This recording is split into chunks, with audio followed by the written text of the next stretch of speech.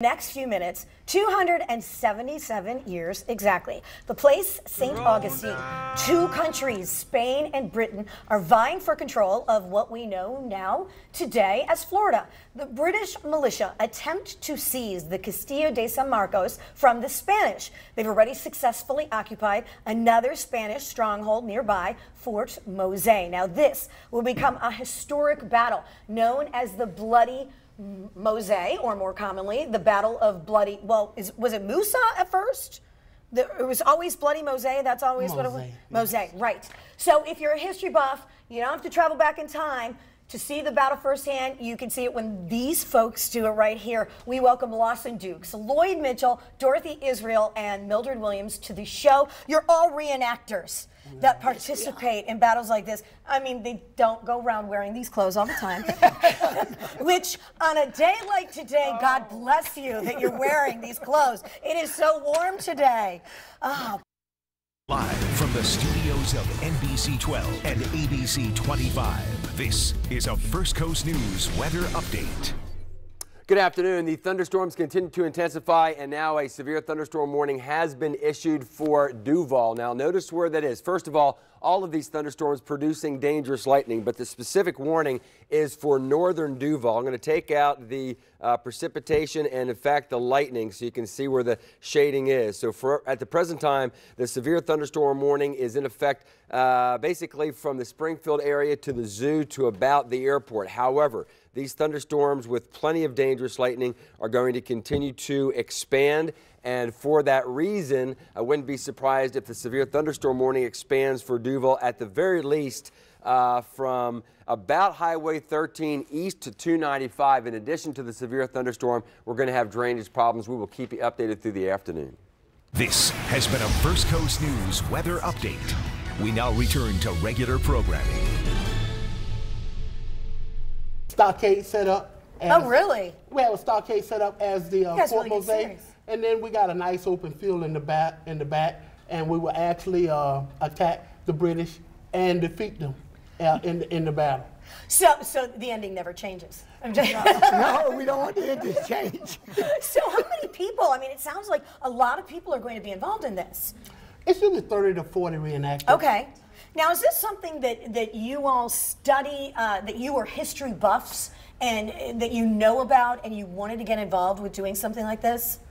Well, when I came down here from New Jersey, I saw this kind of uniform one day, and I said, I want to be like this. I used stuff there, Civil War, you know, all those things there in Philadelphia and all that. And I never knew they had Civil War enactors down here, so I joined.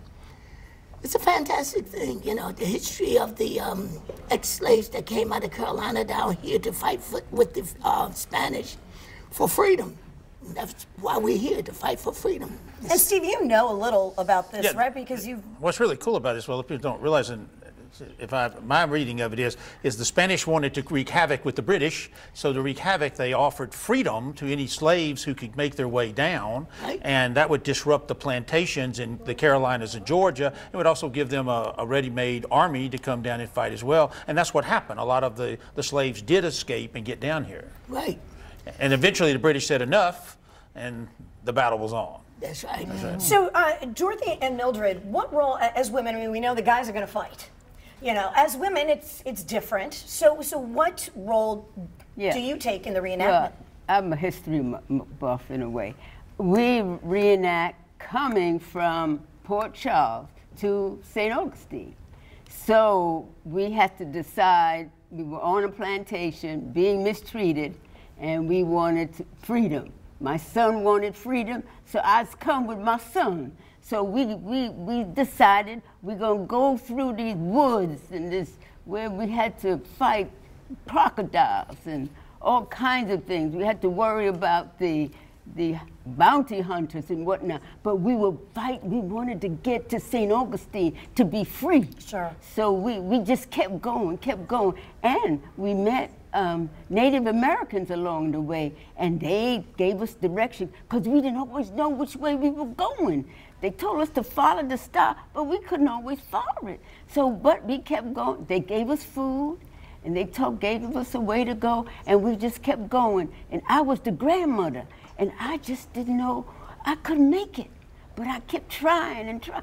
And they kept saying, you gotta go. I said, no, I'm gonna go back. But I knew if I went back, I was going to be killed by massa. So I just kept going till we finally got to St. Augustine. Now, do all these things happen at the same time? I mean, I've never been to reenactment. I've always wanted to go.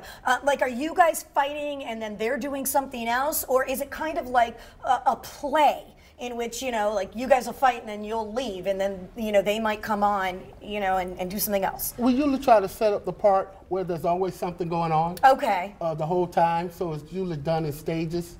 Like what Dorothy was just doing, that was Flight to Freedom. We do Flight to Freedom in February, and we actually do the 12 stations when you actually follow a freedom seeker from the Carolinas all the way down to Fort Mose.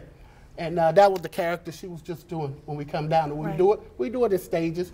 We actually go to Station 1, Station 2, and we try to set it up like that. So when you come to the park, there's always something going on. Right. All right, well, it sounds so interesting. And it's got to be fun to actually get in those costumes, except that it's really hot outside. Yeah. Really hot. But thank you so much for joining us. Really appreciate it. And if you want to see the Battle of Bloody Mose, it happens Saturday from 10 to 3 at Fort Mose Historic State Park. It is just north of historic St. Augustine. Admission to the park is free. Adult admission into the Visitor Center, just $2. For more information, go to the website, floridastateparks.org. We'll be right back. You've been hearing a lot about Everest lately, but you probably have